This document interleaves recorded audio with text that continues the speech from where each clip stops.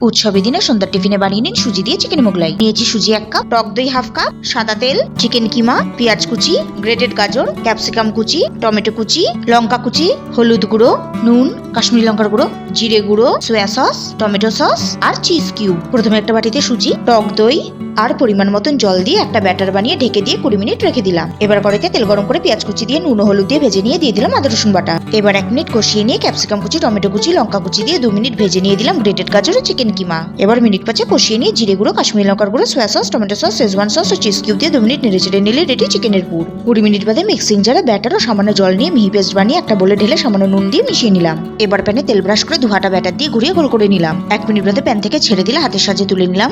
এবার একটা সুজির শীট নিয়ে তার মধ্যে চিকেনের পুরো চিজ দিয়ে চারপাশ মুড়িয়ে মোগলাইয়ের মতো বানিয়ে নিলাম। এবার প্যানে তেল গরম করে একে একে মোগলাইগুলো তেলে ছেড়ে দিয়ে 2 পিঠ গোল্ডেন ফ্রাই করে ভেজে তুলে নিলাম। ব্যাস, চটপটা চিকেন মোগলাই রেডি। এবার একটা কেটে দেখাচ্ছি, বাইরে থেকে ক্রাঞ্চি, ভেতর থেকে জুসি।